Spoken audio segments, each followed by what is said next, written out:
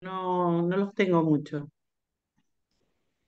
Muy bien, bueno, no sé si ya se han incorporado todos. Si es así, tengo el honor de presentar esta charla, esta vez por Zoom, organizada por dos institutos, el de Derecho Tributario y el de Derecho Administrativo. Justamente, no casualmente, están a quien luego les voy a dar la palabra, que son la doctora Echamindi Viera y la doctora Susana Monti, que son las directoras respectivas de cada instituto. Y por supuesto, la Suprema Corte y la Procuración Específica que nos ocupa hoy en el ámbito tributario, vamos a hablar, si Dios lo permite, y si ellas tienen a bien, en el ámbito fiscal, dentro de nuestra querida Corte Nacional, la doctora Laura Monti y la doctora Gladys Vidal. Eh, y por supuesto, en un tema que quizás es un poco áspero para el abogado litigante habitual, que no conoce mucho, como recién hablábamos entre nosotros, no es un ámbito tan conocido por el abogado, ni hablemos del público en general, pero que tiene una importancia vital porque se trata nada más y nada menos que de nuestro Estado nacional y su conflicto con los estados provinciales, y todo esto en épocas donde todo está muy caldeado respecto de las instituciones, donde vemos conflictos institucionales serios que tienen que ver con eh, nada más ni nada menos que con los recursos del Estado, y con su saneamiento y con su equilibrio fiscal y todas estas cuestiones que para bien, y a veces no debería ser para bien, pero tienen su garantía final en el Poder Judicial. La República funciona en la medida que los poderes se equilibren, y justamente, si bien el constitucionalismo que hoy disfrutamos con sus limitaciones y con sus todavía posibles perfeccionamientos, nació justamente de las limitaciones que un grupo de nobles y un grupo de terratenientes le puso a un rey a través de una carta que terminó siendo la primera carta magna y la primera limitación a los atributos ilimitados de un monarca. Todo eso devino en que en el sistema republicano de equilibrio de poderes que hoy conocemos, donde su principal bastión, su principal garantía es sin duda el poder judicial, y por eso es muy importante escuchar a los que todos los días, a las que en este caso todos los días, lidian con estas cuestiones, que se ven en formatos ahora de pantalla, antes papel, pero que detrás tienen intereses muy importantes para todos nosotros, y por eso me parece que han tomado una muy buena decisión al conectarse hoy y escuchar esta charla. No les voy a dar más lata. Les agradezco muy especialmente a las expositoras y por supuesto a las directoras y los miembros del instituto por haber armado esta charla tan importante, y bueno, y ojalá que la puedan disfrutar. Un saludo enorme en nombre del Colegio de Abogados de Morón en mi carácter de presidente. Muchas gracias. Muchas gracias, Gracias. Jorge. Este, y bueno, la verdad que es un gran honor siempre que vos nos acompañás y nos apoyás para estos grandes eventos. Hoy para nosotros es un día histórico. Tenerla a la Procuradora de la Corte, la doctora Laura Monti, y a la doctora Gladys Vidal en el Colegio de Abogados de Morón, es para nosotros un gran honor. Y aparte, ¿cuánto nos falta conocer y saber de la estructura, de las funciones, en base a lo que estuvimos hablando justamente recién, ¿no? Entonces, qué mejor hoy que conocerla personalmente, compartir un rato con ella, y bueno, y con la doctora Graciela Echamendi, directora del Instituto de Derecho Administrativo del Colegio de Abogados de Morón, que va a presentar un poquito así de los antecedentes de la doctora Laura Monti. Así que, Graciela, todo tuyo. Muchas gracias, buenas tardes a todos. Bueno, me sumo a las palabras de Susana, un honor enorme contar con su presencia, doctora Vidal y doctora Monti. Y muchas gracias al colegio por el apoyo permanente, doctor Frega, las chicas de académicos como siempre están presentes, y Susana, bueno, eh, un lujo compartir este encuentro contigo. Bueno, para no hacerlo más largo, y voy a presentar a la doctora Monti.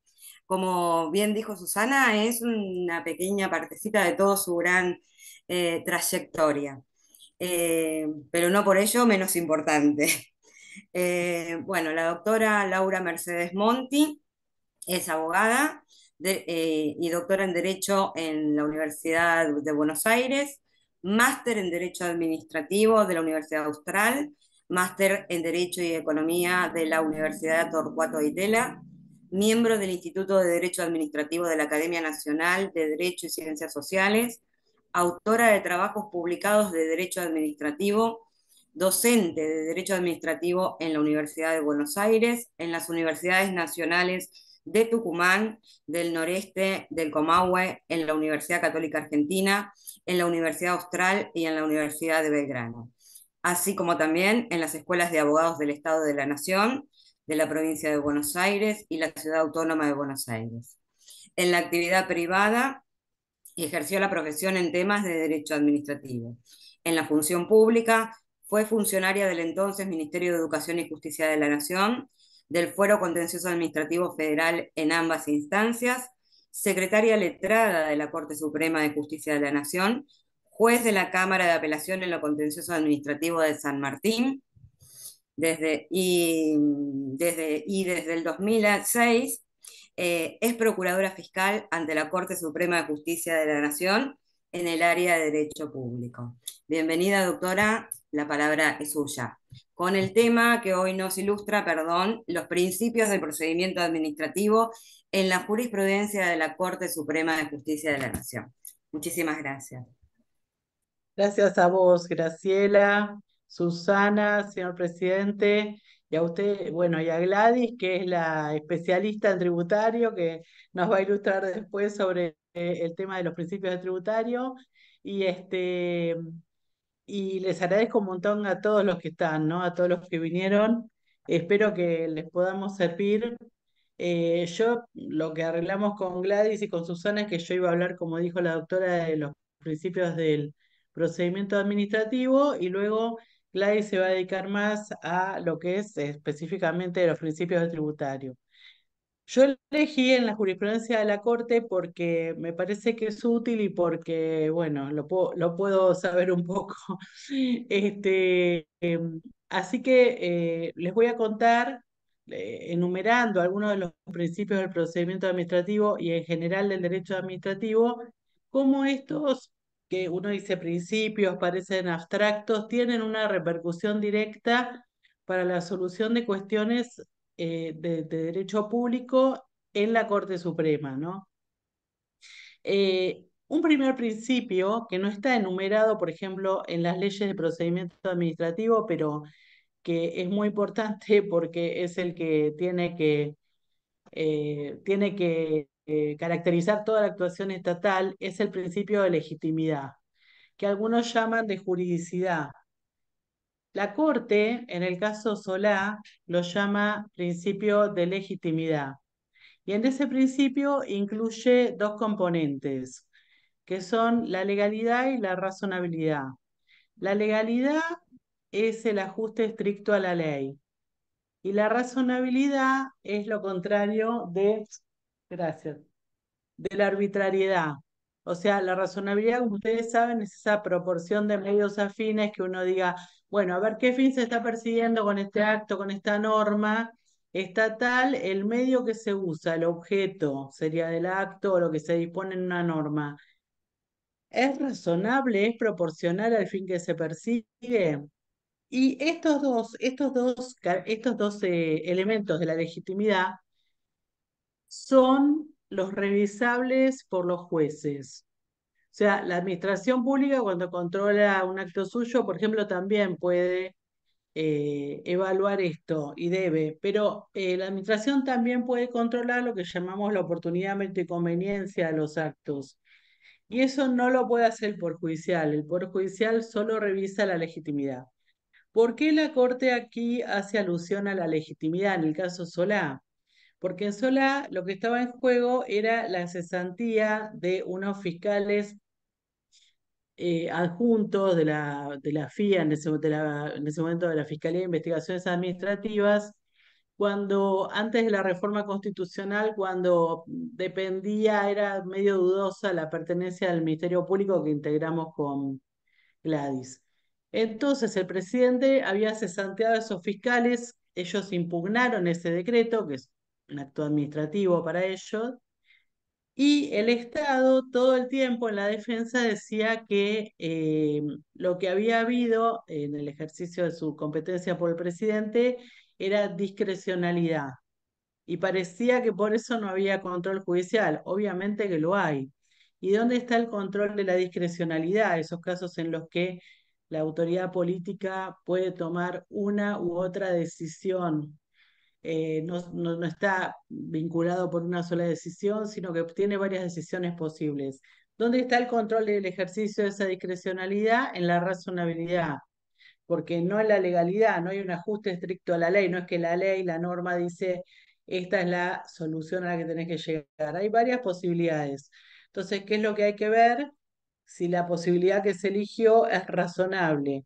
Y justo en este caso, bueno, lo que la Corte dice es, el acto fue irrazonable porque, bueno, a esta gente la habían sancionado por cumplir con su deber, porque habían denunciado al hijo del fiscal que parecía estar en algunos problemas y lo habían denunciado, entonces el presidente los echó. Y bueno, pues todo lo contrario de la razonabilidad, de la legitimidad. Luego tenemos otro tema vinculado con la legitimidad y también el alcance del control y qué pueden hacer los jueces y qué puede hacer la administración, que es el caso de la ejecutoriedad y presunción de legitimidad de los actos que todos hemos estudiado en la facultad, ¿no? Em, y se acuerdan de que uno estudiaba todo esos principios de que los actos estatales se presumen legítimos, por lo tanto son ejecutorios, se pueden ejecutar, la administración lo puede hacer por sí ante sí, y bla, bla, bla.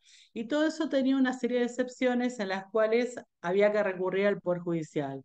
La administración no podía ejecutar directamente, sino que le tenía que pedir a la justicia que lo hiciera. Y típicamente las excepciones se daban cuando había que hacer, por ejemplo, una incursión coactiva en el patrimonio de la persona. Bueno, en respecto de esto, la Corte hace unos años dictó sentencia en unas causas a partir de AFIP contra Intercorp, después hubo más, en las cuales se evaluó la constitucionalidad de una disposición que estaba en la Ley de Procedimiento Tributario que le permitía al órgano recaudador eh, dictar él cautelares, ¿no? Eso lo sabe mejor Gladys. Disponer cautelares que implicaban una incursión coactiva en el patrimonio del particular cuando establecía que un particular era deudor del fisco.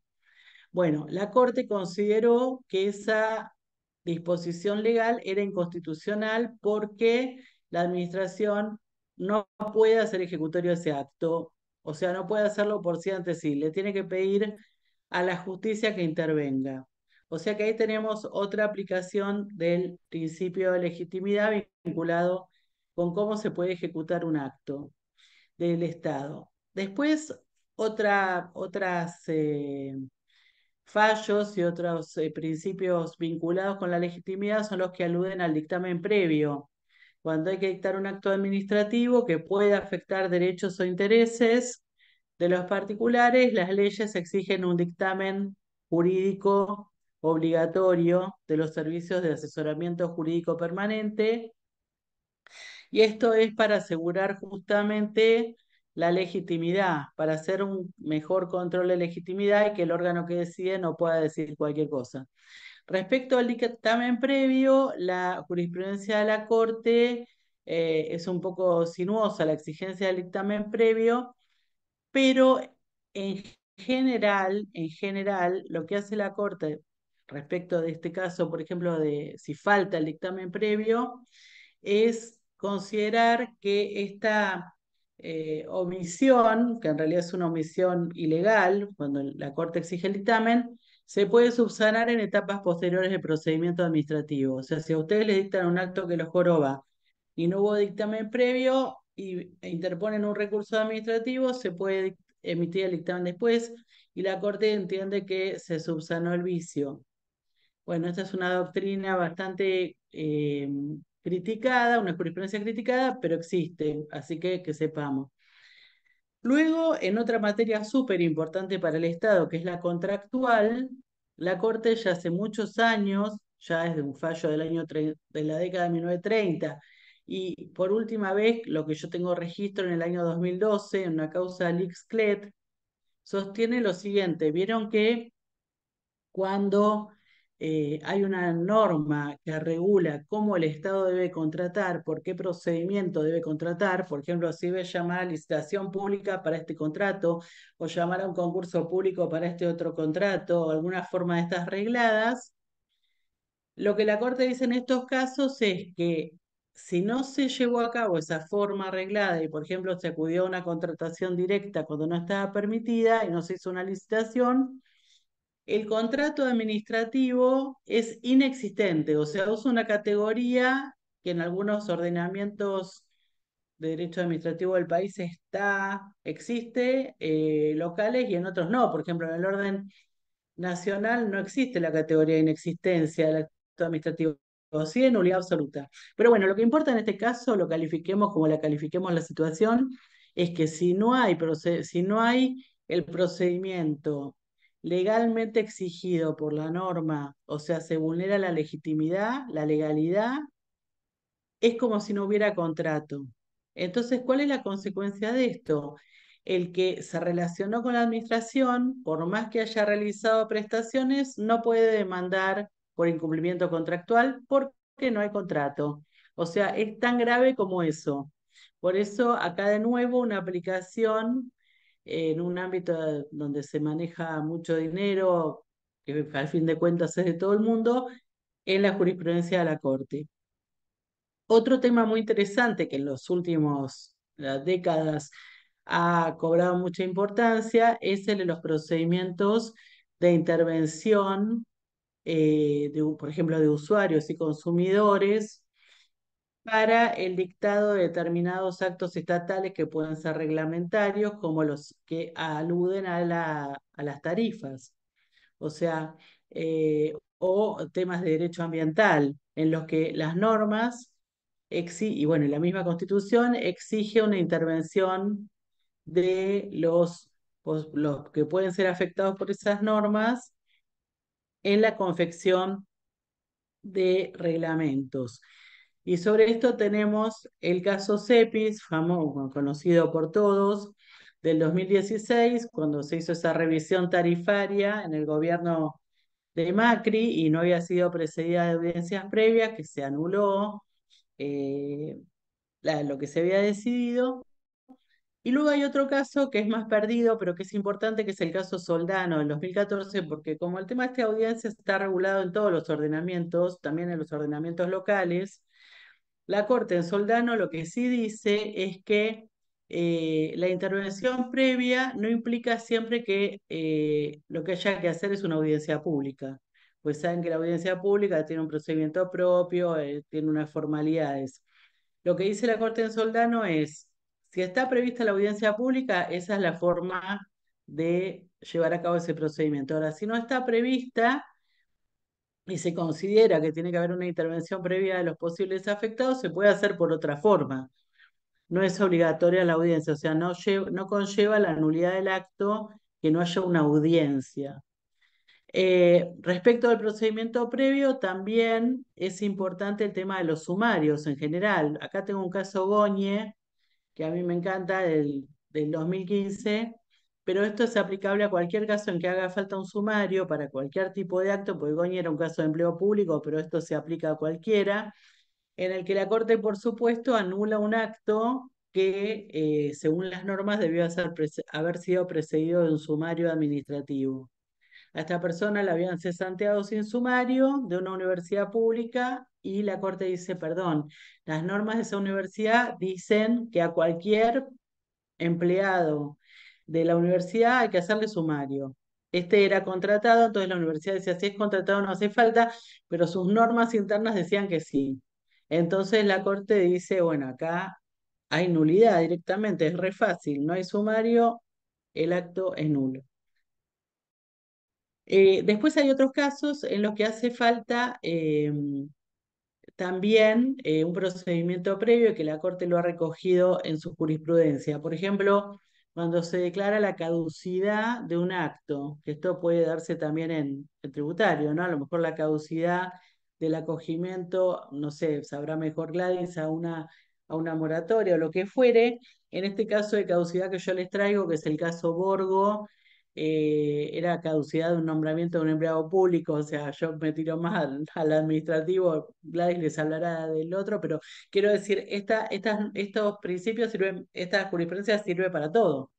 La Corte dice ahí que antes de declarar la caducidad de un acto que se da cuando el particular incumple con aquello a lo que se comprometió con la administración, antes de eso hay que cumplir un procedimiento de intimación, como una especie de constitución en mora al particular, y estipularle un plazo para que cumpla o que sea un plazo razonable. Y si no se lleva a cabo ese procedimiento, eso es el principio general, ¿no? Porque surge de la ley de procedimiento.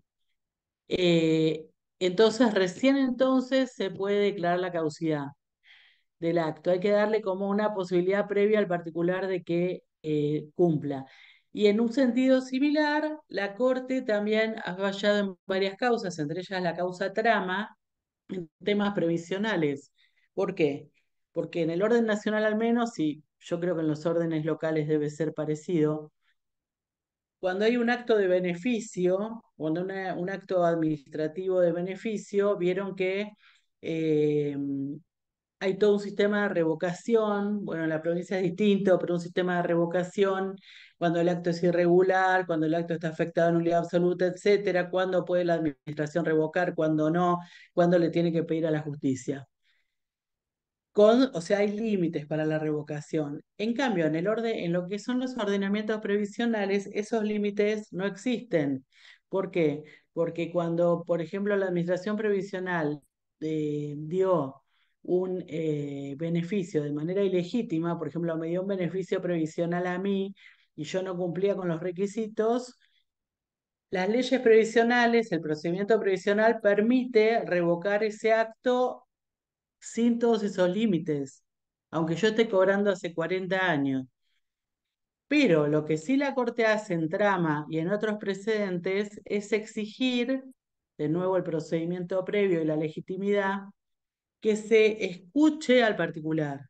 O sea, no puede la administración, eso no está previsto, pero forma parte del debido proceso, que se escuche al beneficiario antes de revocar ese acto, si no anula los actos revocatorios de beneficios dictados sin ese procedimiento previo. También es interesante, pero bueno, esto ya es en la ley federal nomás, ¿no? En la ley de procedimiento, que hay una norma que a juicio de algunos autores, esto para la administración, ¿no? Permite en sede administrativa lo que es la reformatio impeius, o sea, empeorar la situación del particular. Eh, Y en ese caso se dice, bueno, supongamos, yo tengo un acto que me afecta, lo impugno vía recursiva y la administración, por ejemplo, me confirma el acto y me dice, ah, y además nos equivocamos, la multa que le habíamos impuesto que era de 1.000 en realidad era de 10.000. Bueno, en el procedimiento administrativo, por la aplicación del principio de verdad objetiva, de impulsión de oficio y de legitimidad, que es este que estamos viendo, se puede hacer eso, pero, dice la ley, previa audiencia al interesado. O sea, siempre el tema de darle al administrado, al particular, la posibilidad de hablar. Después tenemos un tema que es el de la impulsión de oficio, ¿no? En el procedimiento administrativo, a diferencia de lo que es el proceso judicial no penal, la administración está obligada a impulsar de oficio las actuaciones como principio, con algunas excepciones. Y una de las cosas importantes en esta impulsión, y para no violar derechos, es que asegure, igual que en un proceso judicial, la participación de todos los posibles interesados por lo que se vaya a decidir. O sea, que integre, lo que sería en judicial, que integre bien la litis. O sea, que vea si hay posibles repercutidos por la decisión. Si las partes no pidieron la integración al proceso o ellos no se presentan como terceros, que la administración los traiga. Sobre eso no hay una jurisprudencia de la Corte, pero sí hay un fallo, y varios después, que para mí es importante porque es un cambio, que es el caso Ruarte Bazán, que tiene que ver también con el derecho de defensa. En Ruarte Bazán y en otros iguales, lo que hizo la Corte fue decir esto mismo que acabamos de decir. Se trataba de recursos directos, que son los recursos que hay en el orden local también, por los cuales yo impugno ciertos actos directamente, por ejemplo, en las cámaras contenciosas o directamente en la justicia, como una forma especial de impugnación. Entonces, ¿qué pasaba? Por ejemplo, supóngase, el caso típico que había bastantes en contencios, hay un montón, ¿no? Pero yo era cesanteada de la administración pública, no, perdón, me presentaba a un concurso para algo, para que me designaran en algún cargo o lo que fuere. Y me iba mal, entonces nombraban a otra persona, la nombraban a Graciela. Entonces yo impugnaba el acto por ese recurso directo y nunca la citaban a Graciela. Entonces nosotros ahí en Ruarte Bazán, lo que pusimos de oficio es que estaba mal integrada la litis, o sea que había que declarar la nulidad de todo y citar a la persona que había sido designada, porque ella se podía ver afectada en sus derechos. Si a mí me daban la razón, a lo mejor se retrotraía el nombramiento. Bueno, eso es aplicable también al procedimiento administrativo. Decir, bueno, la administración tiene que impulsar, pero la administración tiene que impulsar integrando a los particulares, a todos, a los que inician el procedimiento, si es un procedimiento iniciado o pedido de parte, y a los que puedan verse repercutidos por la decisión.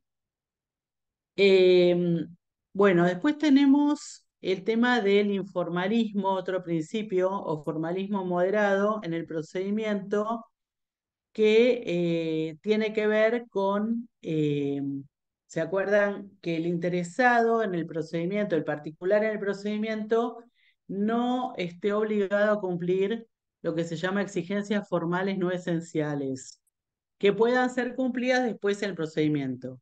Algo que no se puede en el proceso judicial porque debe haber igualdad de partes. Entonces yo no puedo decir, bueno, no cumplí esta formalidad, pero si es no esencial la cumplo después. O sea, una vez que se traba, que yo presenté la demanda y después se traba la litis, más aún, ya está. En cambio, en el procedimiento administrativo, como lo que se persigue es la legitimidad, etcétera, el particular es un colaborador, etcétera, etcétera, se aplica este principio del informalismo, formalismo moderado. Entonces decíamos, ¿qué es lo que disculpa? Exigencias formales no esenciales que puedan ser cumplidas posteriormente. Pero eso hay un solo caso de excepción al que no se aplica el informalismo, que es los plazos de los recursos.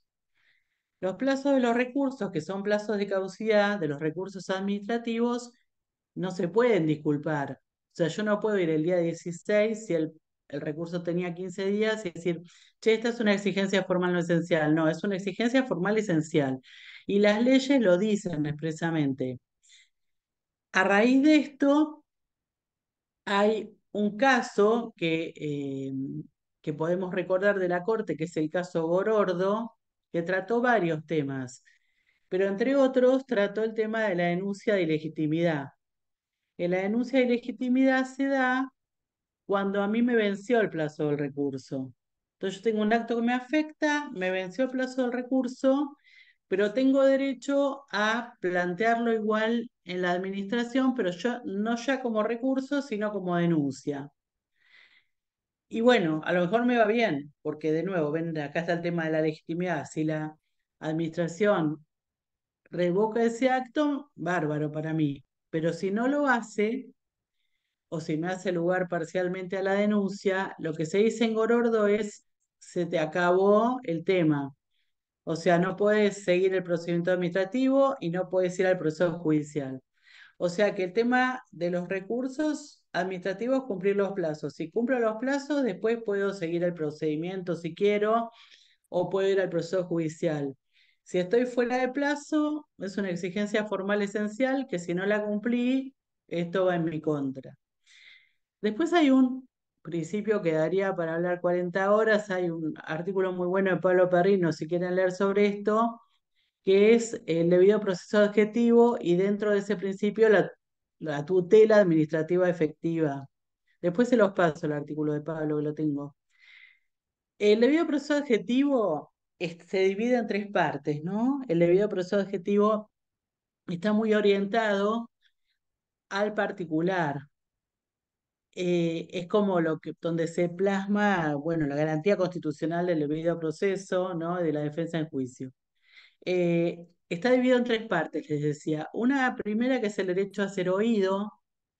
La Procuración del Tesoro sobre esto ha dicho que el derecho a ser oído tiene que ser a ser oído útilmente. ¿Por qué? Porque a mí me pueden escuchar en el procedimiento y no darme bolilla a nada de lo que dije o no contestarme nada. Y la verdad es que la administración, igual que un juez, tiene que tratar y resolver los argumentos y las cuestiones conducentes. O sea, que a mí me escuchen nada más no alcanza. El derecho a ser oído, el derecho a ofrecer y producir prueba y por último el derecho a una decisión fundada. Sobre el tema del derecho a una decisión fundada, en los últimos años, ya hace bastante, porque el cambio fue en 2008, pero es importante, la Corte, a partir de una causa que se llama Schneiderman, y después la ha repetido, ha cambiado su jurisprudencia en el sentido de que la fundamentación de un acto, o sea, la motivación del acto, tiene que hacer referencia a los antecedentes de hecho y de derecho. ¿Qué es lo que dicen las leyes? Que es como uno debe dictar una sentencia también o emitir un dictamen. Y digo, acá cambia la jurisprudencia y se adecua a la ley, porque antes de eso la Corte tenía una jurisprudencia en la cual decía que para la motivación alcanzaba con invocar los antecedentes de derecho. Entonces acá a partir de Schneiderman se hace más exigente la Corte en cuanto a que la motivación esté bien hecha. O sea, no solo antecedente de derecho que diga la administración, bueno, yo según tal ley puedo hacer tal cosa y la hago, y respecto de esta persona, sino que también diga por qué respecto de esta persona, cuáles son las circunstancias de hecho que la llevaron, por ejemplo, que yo a sancionarla o a denegarle algo. Respecto del debido proceso adjetivo, también hay una jurisprudencia de los últimos años muy interesante que se aplica en diversos ámbitos, pero bueno, en lo que hace al procedimiento y al proceso, es el tema del plazo razonable. ¿Por qué? Porque los plazos son re importantes en el procedimiento y más aún en el proceso. Pero a la vez hay tratados de derechos humanos que hablan de la decisión en plazos razonables y también de la debida tutela administrativa y judicial. Entonces, esto se vincula con mil cosas. Por ejemplo, antes dijimos, si se me vence el plazo de un recurso administrativo, soné, ¿no? O sea, la importancia del plazo. También hay un tema de plazos muy importante en lo que es lo sancionatorio, que es el plazo de prescripción de la potestad sancionatoria. O sea, ¿cuánto tiempo tiene la administración para, por ejemplo, sancionarme? Yo cometo una falta y la administración, según la ley, tiene 5 años para sancionarme y después prescribe su potestad sancionatoria. Bueno, esto se trató en un caso que fue una novedad en la jurisprudencia de la Corte, que es el caso Los ICER contra Banco Central. En ese caso, Los ICER estaba siendo sometido a un sumario administrativo del Banco Central y lo que él planteaba era que si bien no se había operado la prescripción, porque la administración como impulsaba el procedimiento cada vez que iba a prescribir, que ya había pasado un plazo que excedía de lo razonable y por lo tanto había que dar por extinguido ese procedimiento. Bueno, la Corte, evaluando las circunstancias del caso, lo mismo que hizo en otros supuestos, le hizo lugar a esa pretensión y dijo, sí, no, se terminó este procedimiento porque, ¿pero por qué? Porque no estaba justificado que durara tanto. O sea, no descartó que haya algún procedimiento administrativo que requiera más tiempo, pero aplicó este criterio del plazo razonable y lo mismo hace para el proceso judicial, porque lo hace, ¿saben qué? En temas de responsabilidad del Estado, por actuación judicial. Por ejemplo, en temas de prisiones preventivas, a partir del caso Rosa, luego hubo otros casos más como Mesadra, la Corte dice, bueno, la prisión preventiva, los daños que provoque, los tiene que soportar el particular cuando fue dictada no de manera arbitraria. Pero si detecta que por las circunstancias del proceso hubo un exceso de plazo razonable, allí hace responsable al Estado por ese plazo. Bueno, y respecto al procedimiento administrativo en general y del cumplimiento de todos los recaudos del procedimiento administrativo, tengan en cuenta que la Corte reiteradamente, el último caso que tengo yo es Ramírez contra Provincia de Formosa, pero hay más, del 2020, eh, descalifica sentencias locales que hacen, le imponen al particular un excesivo rigor que no está previsto en las leyes de procedimiento. Por ejemplo, le pide al particular, le dice usted demandó mal porque se olvidó tal recurso administrativo. Entonces, cuando llega a la Corte Federal, la Corte dice, ¿qué recurso si no está previsto para esto? O usted demandó mal porque se le venció el plazo de caducidad. Y entonces cuando llega a la corte dice, pero el plazo de caducidad, acá para esta, acá había silencio, por ejemplo, entonces no se aplicaba. Bueno, eso es muy común, o sea, no desistan de esas cosas. Me acuerdo Hutchinson, que había trabajado hacía mucho en la Corte de Buenos Aires, decía que en un momento, cuando la Corte tenía la competencia originaria exclusiva en temas contenciosos, siempre al litigante le faltaba un recurso, le sobraba un acto. O sea, siempre, y bueno, todos esos casos, la Corte Federal los declaró que las sentencias eran arbitrarias y la mandó a dictar una nueva sentencia. Y así sigue, ¿ven? Acá este caso que les conté de Formosa es uno y de vez en cuando nos vienen. Bueno, y otro caso importante en vinculación con la defensa en juicio, que recién lo conté un poco, es el del silencio. El silencio implica, frente a, por ejemplo, una petición de la administración, del particular, implica incumplimiento por parte del Estado, no ejerce su competencia, que es obligatoria, no le contesta. Bueno, la Corte, a partir del caso, bueno, Biosystems, ya lo venía diciendo en otros casos, pero en este como que lo dejó clarito, frente al silencio no rigen los plazos para demandar al Estado, los plazos cortitos que todos estudiamos. En ningún caso. Cuando hay un acto, sí, dan esos plazos de caducidad, pero cuando hay silencio, no. Bueno, después, a ver si hay alguna otra sentencia que les quisiera comentar. Respecto también, bueno, respecto de lo que es el derecho de defensa en juicio y la posibilidad de conocer las actuaciones, ¿no? Donde, por ejemplo, se ha dictado un acto que me agravia. Bueno, conocemos el tema de la vista de las actuaciones y lo que se está planteando mucho desde hace unos no tantos años es el tema del acceso a la información pública que ha sido legislado por leyes locales, nacionales, etcétera. Y lo que nosotros planteamos en algunos dictámenes es un poco parecido a lo que decíamos de Duarte Bazán, ¿no? Si hay un tercero afectado por esto, por el acceso a la información, por la información a la cual yo quiero acceder, entonces nosotros planteamos, por ejemplo, en el caso Giustiniani, que fue uno de los primeros, ¿qué pasaba con la empresa que había celebrado un contrato con el Estado al que quería acceder Giustiniani, que era un legislador? Pero la Corte no dio bolilla, dijo que el acceso a la información pública prevalecía. Entonces los comento para que sepan esto. Y luego, por último, hay uno que sí les quería contar, porque está bueno, que es el único caso en el que la Corte habla del debido procedimiento, no, perdón, de la tutela de administrativa efectiva, de la que hablan los tratados internacionales. Porque la tutela judicial efectiva se habla todo el tiempo.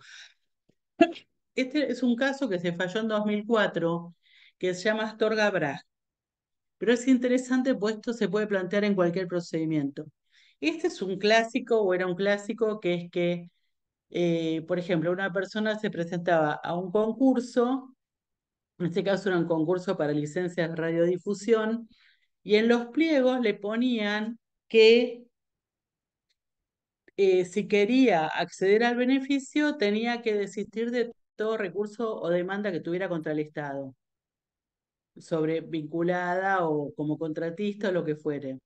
Y no había habido ningún caso de la Corte, pues no había llegado nada. Pero en el 2004 llegó este caso Astorga Brag.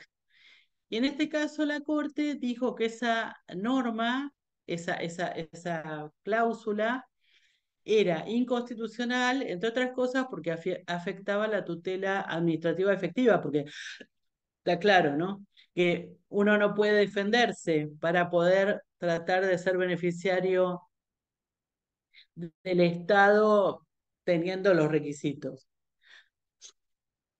También en relación con no quiero tardar mucho más, con la información administrativa y el acceso a la información administrativa, hay un caso medio complicado de la Corte, pero bueno, los comento, el 2019, en la causa aceitera general de ESA.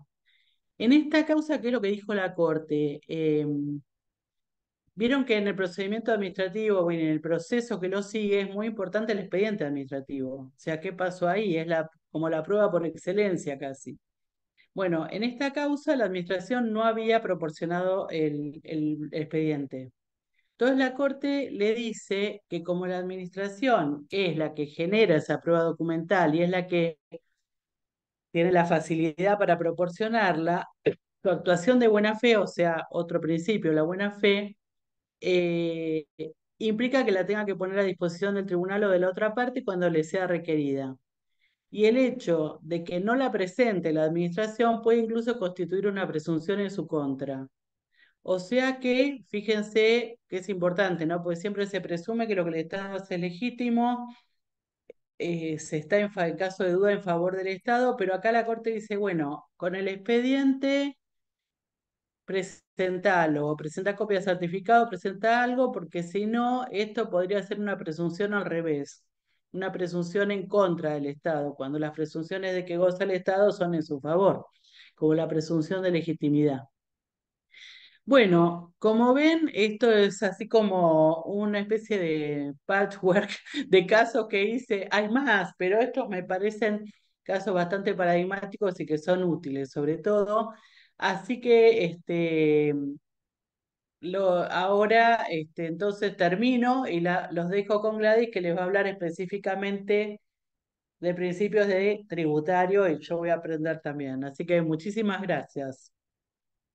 Buenísimo, muchas gracias Laura, qué maravilla. Todo lo que resumiste a una velocidad crucero, lo único que me quedo contenta es que quedó grabada, porque vamos a tocar madera, porque nos ha dado un montón de información a los abogados en temas sobre todo de defensa, así que una gran maravilla. Y vamos a seguir, mira, no voy a hablar mucho porque la quiero escuchar a la doctora Gladys Vidal, que la vamos Gladys. a presentar. Sí, ella también nos va a dar un montón de información y de datos, pero vamos a contar un poco también, un poquito su currículum, que es amplísimo. Yo hace años la conozco a Gladys y sé todo, no todo, pero una gran parte de todo lo que ha hecho, así que todo lo que sabe. Bueno, la doctora Gladys Vidal es abogada especialista en Derecho Tributario, está como doctoranda en Derecho Fiscal en la UBA, es profesora adjunta de Teoría General del Derecho Tributario en la carrera de Abogacía de la Facultad de Derecho. No vamos a decir cuántos años, ¿no, Gladys? Nosotros no hablamos ya desde cuántos años dando clases en la Universidad de Éramos muy Buenos Aires. jóvenes, Sí, sí, éramos muy jóvenes, Susana. Bueno, profesora titular categoría 1 de la asignatura de Derecho Financiero y Tributario de la carrera de Abogacía de la Facultad de Derecho de la Universidad de Palermo, miembro de la Comisión Académica de la Maestría de Derecho Financiero y Tributario de la Facultad de Derecho de la Universidad de Buenos Aires, donde además es docente de la asignatura de Derecho Constitucional Tributario. Gran profesora con el doctor Osvaldo Casás, tanto ha trabajado y le ha ayudado al doctor Casás, gran profesor para todos nosotros en estos años, ¿no? Bueno, miembro de la Comisión Académica de la Maestría de Derecho Financiero y Tributario. Digo también que el doctor Casás, para quienes no conocen, fue también, estuvo en el Tribunal Superior de Justicia de la Ciudad Autónoma de Buenos Aires, aparte de gran catedrático conocido internacionalmente, y ahí Gladys también estaba ayudando, colaborando, investigando, todo el tiempo. Bueno, por eso tenemos hoy dos grandes mujeres que no sé si aparecen tanto, pero son las que están trabajando y saben todo ahí.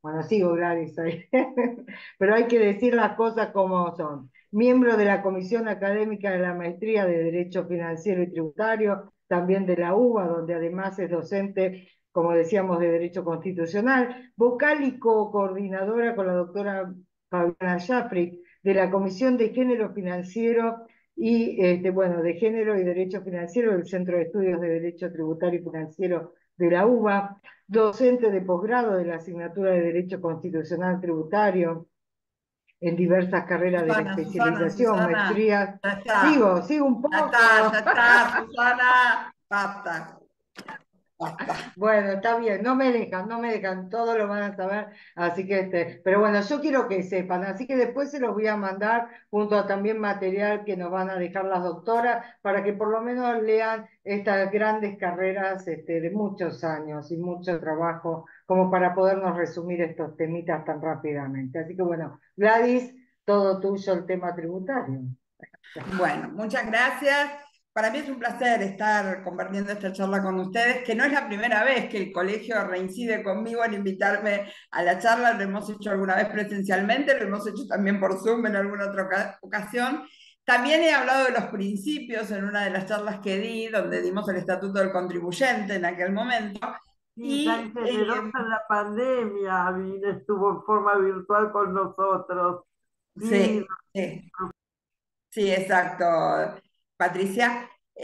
Con gente muy querida, bueno, Susana en particular, con quien hemos caminado una buena ruta dentro del derecho tributario y en organización de jornadas en la Universidad de Buenos Aires y formamos la comisión de graduados, o sea, una trayectoria interesante. Pero permítanme también tomarme un momento para hablar de quien me precedió antes, que es un placer, un honor y una alegría fundamental trabajar con Laura. Ustedes se dan cuenta por el poquito que lo escucharon lo que debe ser trabajar con ella, es decir, no solamente por sus capacidades intelectuales, sino por lo llana, lo buena que es a nivel humano y ha conformado, ella siempre habla del equipo, es muy generosa, ¿no? Siempre habla de nosotros, dice, yo todo esto lo puedo hacer porque tengo este equipo y porque el equipo, y es recíproco, el equipo está porque ella está y nos alienta a todos y escucha todo lo que tenemos que decirnos, y eso es muy valioso. Entonces aprendemos todos los días al lado de ella y permítanme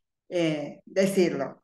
Y por otro lado también decirles, pasarles un aviso, porque si la quieren conocer a Laura desde un punto de vista personal, ya saben lo que voy a decir, se ríe, es que hace poquito Laura fue invitada por unas ex compañeras de ella y amigas a un programa de radio, a un podcast el programa se llama Derecho a la Pasión, y ahí van a conocer a Laura la apasionada, porque se habrán dado cuenta en su charla que Laura es pura pasión. Entonces allí ella va a dar les va a contar un poco, se van a enterar un montón de cosas de su vida, van a enterar por qué es así y por qué pudo llegar al lugar que llegó, ¿no? Por supuesto, Laura, para mí es un placer caminar la vida con ella, después de haber estado, como dijeron ustedes, con el doctor Casás, con quien estuve casi 21 años trabajando, primero en el estudio, luego en el Tribunal Superior de Justicia, y ahora tengo el honor de estar con Laura ya hace 13 años, así que es un montón, y para mí la verdad es un placer. Además es una amiga, entonces eso no se puede evitar. Fundamentalmente es una amiga. Gracias, Gladys. Así es, y además me van a escuchar cantar. Sí, sí, sí. Laura canta y canta bien, así que esa es una faceta poco conocida. Los invitamos a ver a escuchar el podcast, búsquenlo. Está el programa en YouTube también, así que ahí la van a ver a pleno. Lo pueden buscar y lo van a ver. Yo paso el aviso, te hago la agente de prensa, relaciones públicas. Bueno, eso por un lado. Cuando yo pensé el tema de hoy, dije, ay, otra vez hablar de los principios del Instituto de Derecho Tributario, vamos a darle una vuelta a esto. Entonces digo, bueno, vamos a plantear algunos aspectos novedosos. Debo decir, antes de plantear, que esto es lo que se está trabajando en distintos niveles. Que muchas veces las posturas que se toman o los interrogantes que surgen te hacen reflexionar sobre cómo estás mirando los principios, desde qué lugar los estás mirando. Pero por otro lado, también te hace reflexionar en, ¿me puedo poner a poner en crisis estos principios cuando todavía nosotros como país, como Argentina y como contribuyentes, siendo un Estado realmente nuevo dentro del concierto de las naciones, nos queda un montón de camino por transitar para afianzar esos principios? Entonces yo creo que hay un doble desafío. Uno es afianzar los principios que están enunciados en la Constitución y que son los que tenemos que y la Corte está trabajando fuertemente en esto. Se está notando en algunos fallos que está volviendo sobre la conceptualización de principios para darles un contenido mayor y ver un poco, por otro lado, estos principios nuevos o desafíos nuevos que se nos presentan como principios tributarios. Y en este sentido, permítanme que haga un marco conceptual. ¿Cómo aparece esto de hablar de los principios y, y el Estatuto de Derechos y Garantías del Contribuyente? Esto aparece, este concepto de estatuto, no aparece como una creación que surge de la nada, sino que aparece a través de un artículo que se publica en 1953 por un estudioso del derecho que fue el catedrático de la Facultad de Derecho de la Universidad de Buenos Aires, Juan Carlos Luqui. ¿Qué pasó? Juan Carlos Luqui, cuando se cumplieron 100 años del dictado de la Constitución Nacional, publica un artículo que es reproducido en la Revista Jurídica Argentina, La Ley, donde es la primera vez que en el orden académico, científico, nacional, se empieza a dar un orden y una armonización entre los principios tributarios. ¿Qué pasaba hasta entonces? Se los veía aisladamente. Él intentó sistematizarlos y armonizarlos. Y a esto lo denominó estatuto. Entonces, a partir de esto, como Harach creó el concepto de hecho imponible, podemos decir que Luqui fue el que institucionalizó para todos los países de habla hispana y Brasil, que nos acompañan en esto, cómo hablar del Estatuto de Derechos y Garantías del Contribuyente. Podemos hacer 80.000 críticas a si está bien llamarlo estatuto o no está bien llamarlo estatuto. Los españoles esto lo critican porque dicen que en realidad cuando uno habla de estatuto se remite a la época medieval y tiene que ver con una graciosa concesión que hace el señor a el pueblo, a los vasallos, cuando en realidad el Estatuto de Derecho del Contribuyente, el contribuyente lo tiene por derecho propio por el solo hecho de ser ciudadano. Y esto se une a la obligación del deber de contribuir. Este pacto social, que ahora tan de moda, ¿no? El tema este de vamos a hacer un nuevo pacto social, que constituye, o que es la Constitución, establecía que nosotros teníamos que tener determinadas cosas que iban a regir el modo en que en nuestra nación se iba a ejercer algo fundamental, unido estrictamente a partir de las ideas de Alberdi, y así fue concebido, y lo podemos ver en el libro del Sistema Económico y Rentístico de la Confederación Argentina del año 1854, que es el propio Alberdi, donde Alberdi se toma el trabajo, un año después de sancionada la Constitución, de explicar cuáles son los principios fundamentales y basales y el porqué de las normas tributarias que aparecían dispersas en la Constitución, donde Alberdi hace una unión indisoluble entre poder tributario y soberanía. Alberdi habla de libertad y soberanía. Y estos dos temas los une indisolublemente al ámbito fiscal. Para él es fundamental. Ahora, ese poder, Alberdi reconoce que está íntimamente unido a la soberanía, no es un poder ilimitado. Es un poder abstracto, sí, que tiene la cualidad de ser irrenunciable, imprescriptible, porque va a existir mientras exista el Estado mismo, porque es una condición misma del Estado, pero no es ilimitado. El Estado reconoce límites. ¿Esos límites de dónde van a surgir? De ese contrato social, y van a quedar expresados en la propia Constitución.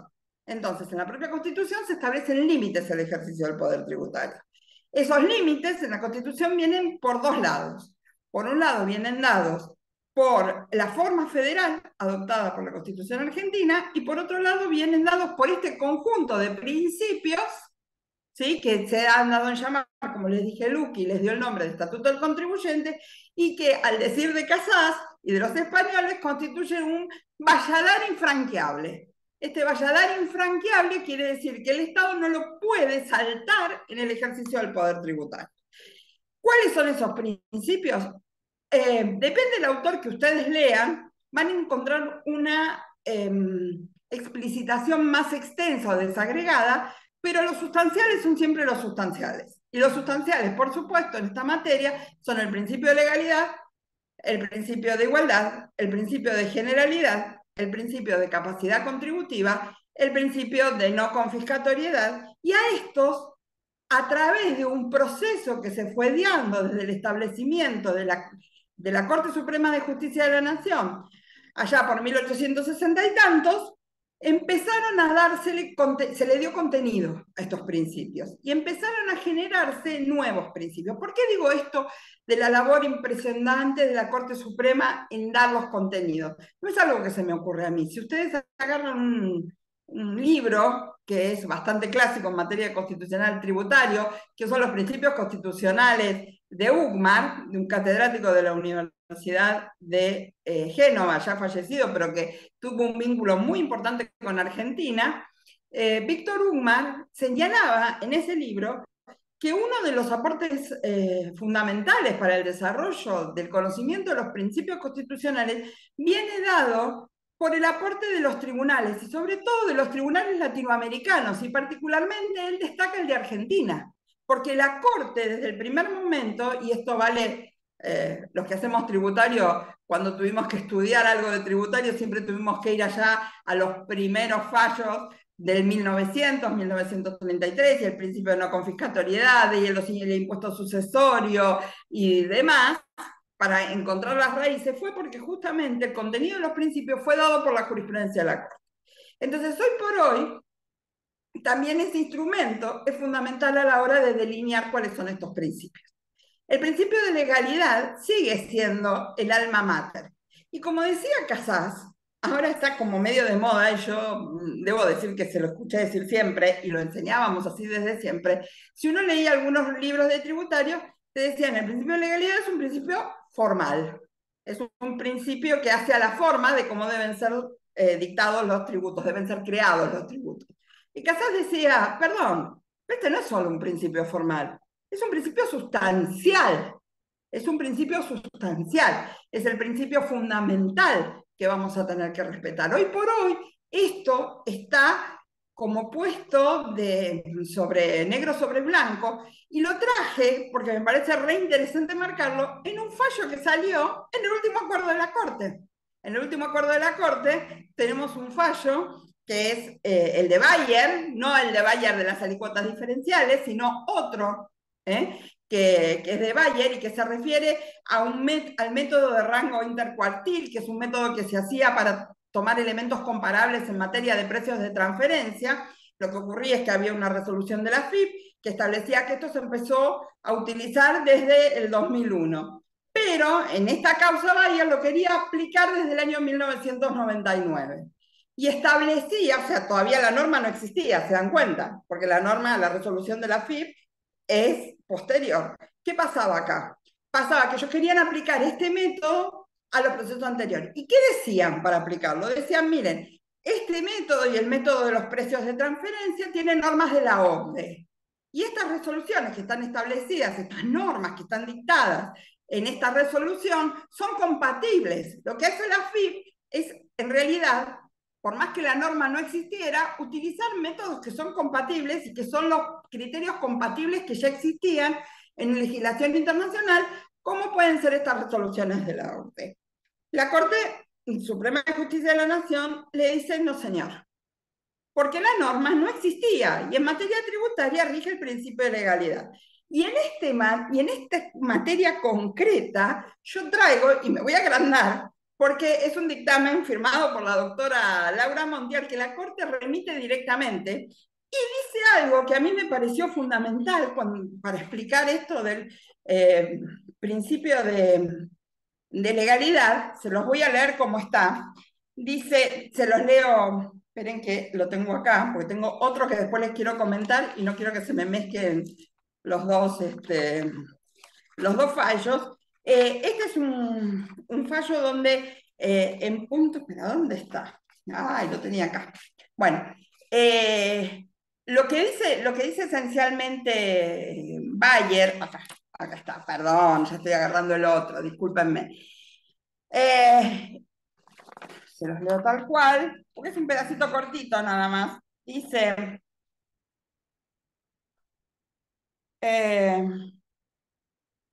pienso que no tuerce dicho razonamiento, el de la coincidencia, ¿no? De que coincidían por el fisco entre los elementos de la resolución que ordena tener en cuenta para la comparabilidad con ellos contenidos en las directrices de la OCDE vigentes desde 1995, toda vez que tal coincidencia no es apta para extender el derecho o imponer contribuciones más allá de lo previsto por el legislador. Por otra parte, estimo que una conclusión contraria supondría un serio menoscabo a la seguridad jurídica. Y entonces dice, por idénticas razones, no puede admitirse la defensa del fisco nacional en cuanto sostiene que usó dichas herramientas estadísticas en su ajuste para arribar a un análisis que permite establecer con mayor exactitud el intervalo de plena competencia, mejorar la calidad de la representatividad de las comparables. Por esto eran los argumentos que decía por qué había recurrido a la utilización de este rango intercuartil, ¿no? Es que permitir con dichos fundamentos el empleo de la mediana y el rango intercuartil en el ejercicio de 1999, cuando su utilización no estaba legalmente habilitada, implicaría sustituir al legislador en su tarea, aspecto vedado a los tribunales, quienes no pueden juzgar el mero acierto o conveniencia. Vuelve sobre el principio de legalidad y vuelve a remarcar esta cosa fundamental. Señores, lo que ustedes quisieron hacer es sustituir al legislador, y eso no se puede porque el principio de legalidad es clarito. El que tiene el poder de crear tributos, y es esencial, es el poder legislativo. ¿Y por qué? Porque se basa en la representatividad. ¿No? No es casualidad que la Corte quiera poner otra vez y echar luz sobre esto, cosa que no es nueva, porque la Corte lo ha venido diciendo aún en cuestiones donde se debaten temas como la delegación legislativa y la vigencia de los decretos de necesidad y urgencia, tema también de actualidad en este momento, como en una causa que es del año 2020, que es Swiss Medical, donde se trataba en este caso de que se establecía que las compañías de medicina prepaga deben pagar una matrícula anual y que esa matrícula anual es para el sostenimiento del sistema de salud, de la superintendencia. Y con el agravante de que esa matrícula tenía que, fijaba, muy brevemente, que la tenían que pagar, pero sin poner ningún elemento cuantitativo. No se refería a ningún elemento cuantitativo, sino que decía que el elemento cuantitativo, es decir, la base por la que tenía que pagar y fijar la alícuota, iba a delegársele al Ejecutivo. Y el Ejecutivo, a su vez, lo delega en la Superintendencia de Seguros, de Salud, Superintendencia de Salud. Y entonces la Corte Suprema de Justicia de la Nación, en este fallo Swiss Medical, vuelve sobre el principio de legalidad y vuelve sobre este carácter de la representatividad. Y dice, sabido es, porque ya lo hemos dicho en otros fallos, como en el 2003, en el fallo Selcro, que no se puede habilitar la delegación legislativa del Poder Ejecutivo en lo que tiene que ver con los elementos esenciales del tributo. Y esto que se llamaba matrícula era un tributo, porque era una tasa. Era una tasa porque se cobraba por la el servicio de salud, el servicio de control de salud que realizaba la superintendencia. Y esto era una tasa. Entonces, aparte de decir, esto es una tasa, esto tiene naturaleza tributaria y hay que utilizar estos principios. Y el principio de legalidad es fundamental. Dicho esto, y con esta comparación que yo les quería hacer con lo que pasa en otros países, me encuentro con que en España, en este momento y a través de varios artículos que tuve la oportunidad de leer, está poniéndose no en crisis, es decir, no negando la importancia del principio de legalidad en materia tributaria, pero varios autores están diciendo si no será la hora de redefinirlo, sobre todo por la unidad que tiene este principio con el concepto de la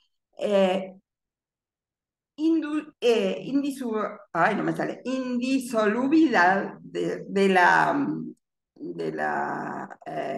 obligación tributaria, ¿no? Entonces, como la obligación tributaria es la obligación tributaria es una norma que debe ser establecida por el Estado y se están tratando de introducir mecanismos nuevos, como puede ser el compliance en materia tributaria, donde se está hablando de la cooperación entre el contribuyente y el Estado con anterioridad a la sanción, porque de eso se trata el compliance, porque lo que busca es prevenir. Entonces se empieza a hablar del principio de cooperación entre la administración y el contribuyente, y no la inderogabilidad de la obligación tributaria, ¿no? Esta cosa de que la obligación tributaria es a full con el principio de legalidad y no puedo moverme de este cuarto. En España están relativizando, están vaciando de contenido algunos de los aspectos tradicionales que nosotros estamos manejando en materia de el principio, por ejemplo, de legalidad que veníamos diciendo. Para nosotros es muy fuerte. Ya en el año 2001,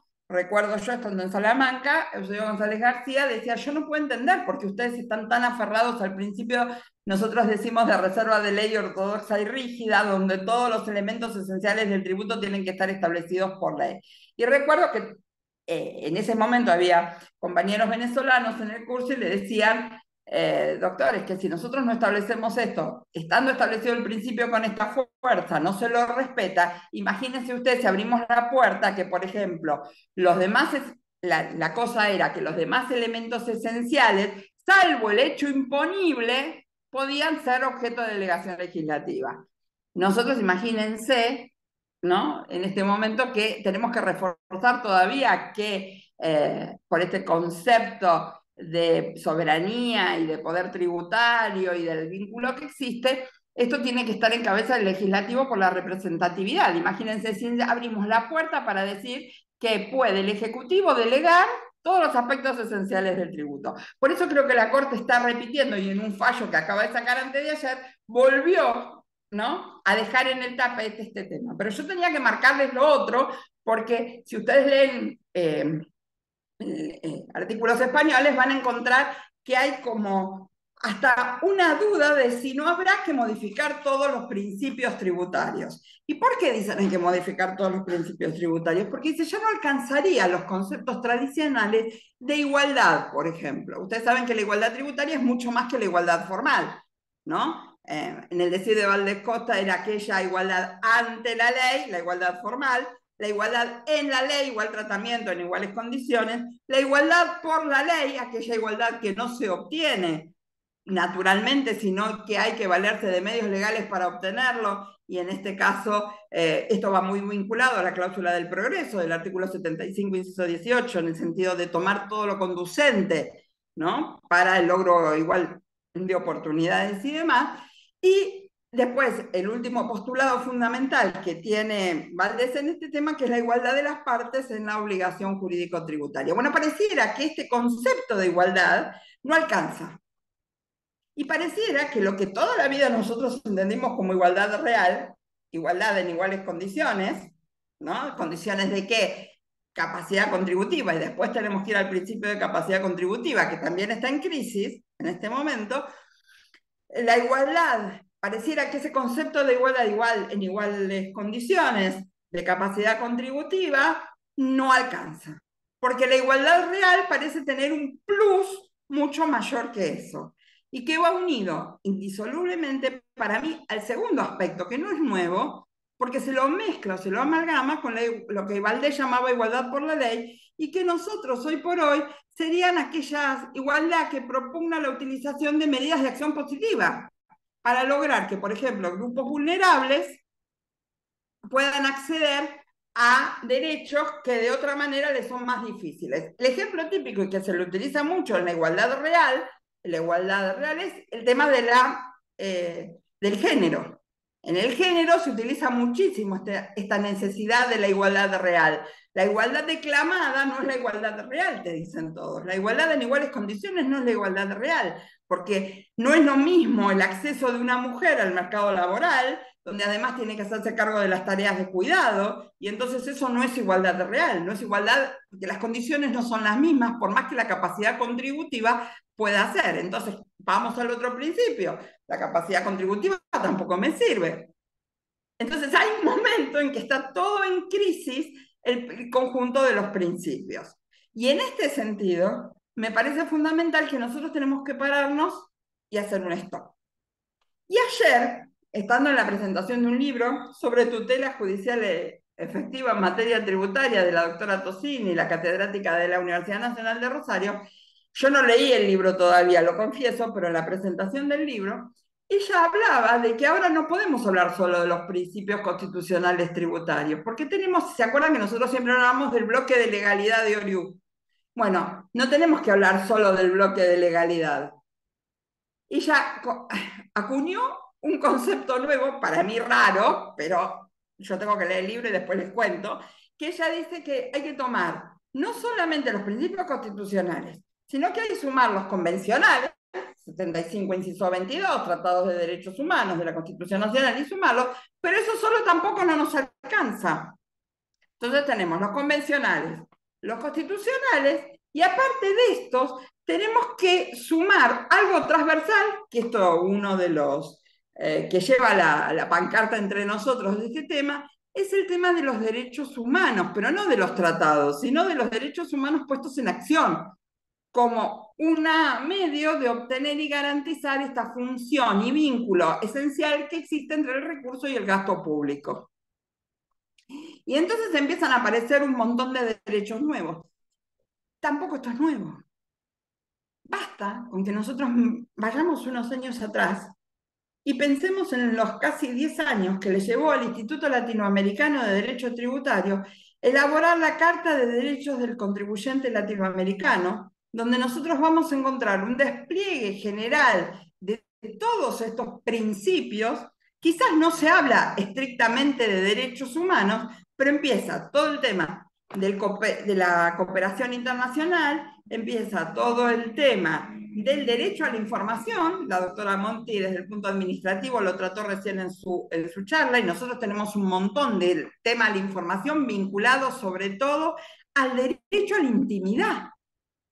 Y esto no es nuevo, porque ya en España esto se venía trabajando desde el año 85, cuando se discutió si el tema de que se estableciera que la mujer tenía que tributar en cabeza del marido no terminaba siendo una afectación del derecho a la intimidad, porque la mujer, para que pudiera el marido hacer la declaración jurada del impuesto de la renta de las personas físicas, tenía que decirle al marido todo su estado patrimonial y todos sus gastos, tenía que informarle al marido. Entonces se cuestionaban si en ese momento esto no violaba el derecho a la intimidad. Y estamos hablando de 1985.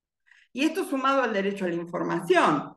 Y esto sumado, además del derecho a la información en este sentido, a las limitaciones que pueden existir en el derecho a la intimidad, como decía la doctora Monti, cuando encima a mí me pide datos la administración tributaria, que yo los revelo, y estoy revelando en definitiva comprometiendo o poniendo o exhibiendo datos que corresponden a un tercero. En España esto surgió en una sentencia 233, ya ahora les paso el año, creo que es 2006, pero ahora se los confirmo, donde ellos discuten, y se las recomiendo esa sentencia, búsquenla por internet porque es una sentencia del Tribunal Constitucional Español 233, ya les doy exacto el año, donde hacen toda una construcción de qué es el derecho a la intimidad y el derecho a la información, pero fundamentalmente el derecho a la intimidad como fundamento. ¿Por qué digo que esto no es novedoso? Porque cuando yo preparé el tema, entre las cosas que encontré por ahí, que me parece muy valioso, y que de hecho va a salir dentro de poco un número de la revista Debates de la Facultad de Derecho, donde se van a abocar el tratamiento de esto, los principios rectores elaborados por varios expertos de distintas fundaciones sobre los derechos humanos aplicados a los derechos tributarios, y donde van a surgir 15 principios, donde entre otras cosas están por supuesto este principio. Entonces, la Carta de los Derechos del Contribuyente Latinoamericano, también hay que conocerlo, lo pueden consultar en la ¿cómo se llama? En la página del ILAC. Y también, que este es un trabajo, espere que estoy buscando para darles el dato exacto, está al final de todo y estoy tratando en llegar. De esta sentencia 233, ya se los digo, que un poco también inspira esta Carta de los Derechos del Contribuyente Latinoamericano, donde dice, entre otras cosas, como derechos derivados de la intimidad, derecho al carácter reservado de los datos, informes o antecedentes que de los contribuyentes y terceros con ellos relacionados conozcan los servidores públicos de la administración tributaria, derecho a que no se practiquen requerimientos como excursiones de pesca, por ejemplo, derecho a que el contribuyente conozca los medios empleados en el momento en que se están realizando investigaciones, derecho al de información, oposición, acceso, rectificación o cancelación en relación con las fichas que contenga los datos del contribuyente de carácter fiscal a nivel de la administración tributaria. Y esto tiene que ver con un cambio de paradigma, porque acá también tenemos que pensar en esto. Cuando todos los primeros derechos, que eran mucho más restrictivos, existían, la mayoría de la información no la tenía la administración tributaria. La mayoría de la información, ¿quién la tenía? El contribuyente. Y por eso surge la autodeterminación. Porque la única manera que tenía la administración tributaria de conocer un montón de datos era que el contribuyente se los proporcionara. Hoy por hoy vamos camino a un sistema regido por las nuevas tecnologías y sobre todo por lo que ahora está tan de moda, que es la inteligencia artificial, donde próximamente las administraciones tributarias aprieten un botón y sepan mucho más ellas que nosotros, y nosotros tengamos que conformar simplemente, que de hecho ya existe en muchos países, en España es así. Por ejemplo, buena parte de la declaración la hace la administración y vos modificás o contrarrestás con carácter de declaración jurada aquellos datos que considerás que son equivocados, pero que tiene que ver con la inteligencia artificial. Y entonces entra en juego otro principio que para nosotros está cuestionado, que es el de tutela judicial efectiva. Porque acá el desconocimiento es hasta dónde llegan los límites de la inteligencia artificial, hasta dónde se la puede aplicar y hasta dónde no se la puede aplicar. Esto que yo les digo, que fueron como pautas generales, y quedaría un tema más, que es el tema del medio ambiente, y entonces ahí podemos hablar de los últimos fallos de la Corte, como Cantalupi, con el tema de la ecotasa de Bariloche y todo lo demás, que los que hacen tributario también lo tienen presente, serían como las 4 paradigmas que ahora están sacudiendo el tema de los principios tributarios. Dicho todo esto, y dicho toda esta presentación y un modo de colofón para no pasarnos del horario, yo lo que quiero dejar es 2 preguntas. Una de las preguntas es si esta tensión que existe entre los principios tributarios, podemos decir tradicionales, y los que surgen nuevamente, y la exigencia de flexibilidad de los principios, ¿no?, tributarios, es tal, o es una tensión que nosotros, desde el desconocimiento del propio contenido de los principios tributarios y cómo estos se generaron, estamos trayendo. Por supuesto que el derecho es dinámico, por supuesto que los principios tributarios tienen que tener cierta flexibilidad, pero para eso está la interpretación que de ellos hacen los tribunales y darles el contenido. Lo que hace la Carta o el contrato fundamental, que son la Constitución, es enunciarlos. El contenido, la letra de esos principios lo generan la jurisprudencia de la Corte. Entonces, conocer la jurisprudencia de la Corte, esto que hizo la doctora Monti en materia administrativa y que yo no la hice porque puede ser la tarea para una próxima reunión, en materia tributaria es fundamental. ¿Por qué cuando nosotros damos constitucional tributario bombardeamos a los estudiantes con jurisprudencia de la Corte? Porque si no, no hay manera de explicar cuál es el contenido de los principios. No hay manera. Entonces, por un lado, plantearnos si está bien hablar de flexibilización o si en nuestro país, en este sentido, primero hay que hablar más de conocimiento y consolidación de estos principios, ¿no? Puesta en vigencia y en fuerza de estos principios. Y la otra pregunta es, ¿son necesarios los principios tributarios? Porque si nosotros hablamos de una flexibilización a tal extremo de relativizar todo, ¿consideramos que son necesarios o no? Bueno, son dos reflexiones que yo no les puedo dar respuesta.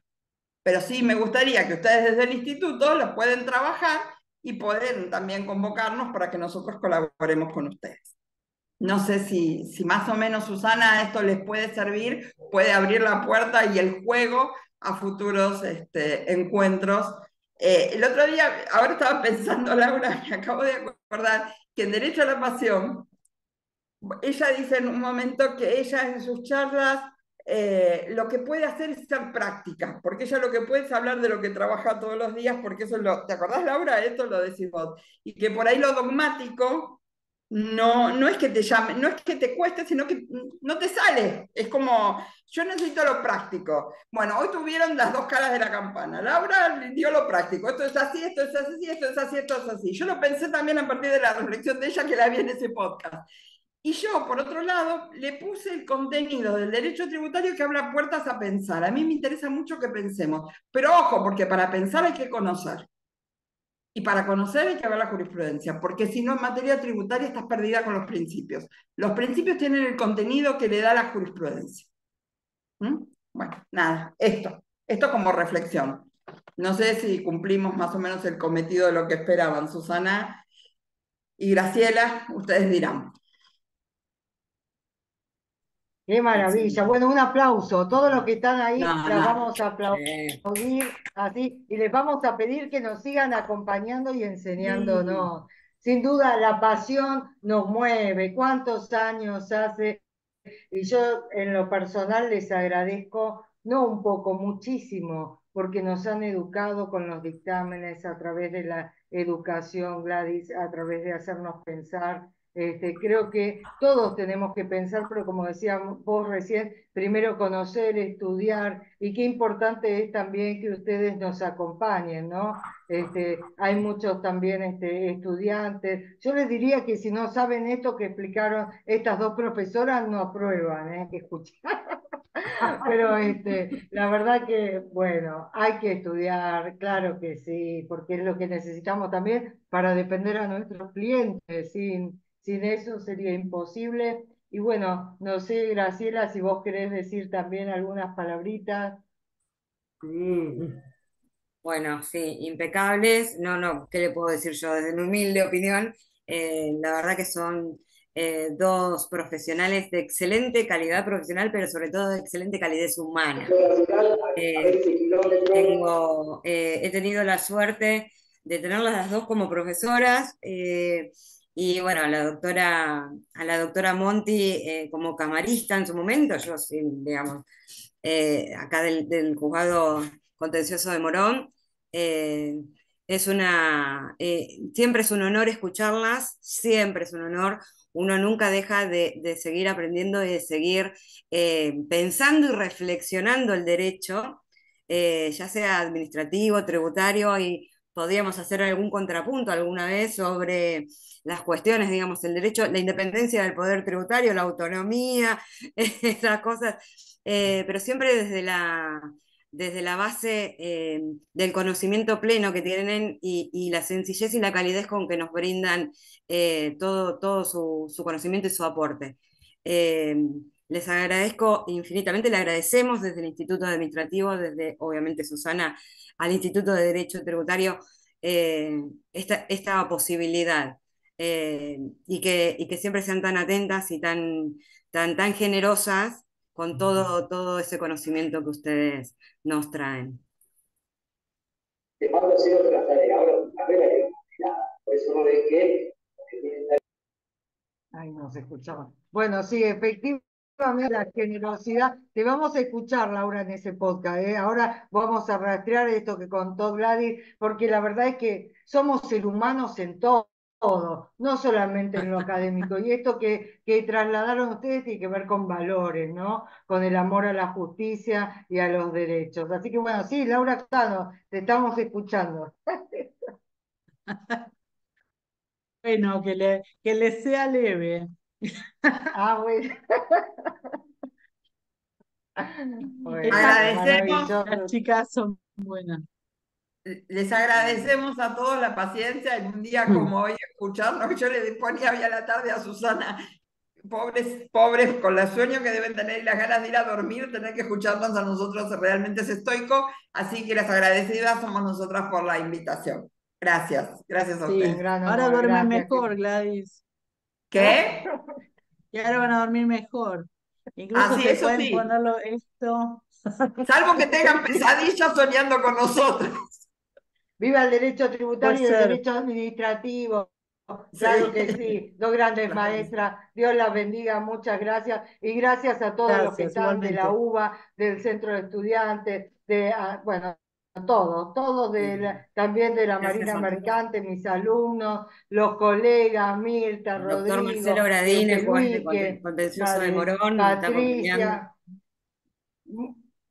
Qué grande, Marcelo, sí, está atento ahí toda la charla. No sé si quieres decir alguna palabra, Marcelo. Ahí estamos. No, solamente Permiso. agradecer siempre tan generosas en la transmisión de sus conocimientos. La verdad que fue una charla muy amena, pero muy enriquecedora. Gracias a todos. Muchas Gracias. gracias, muchas gracias.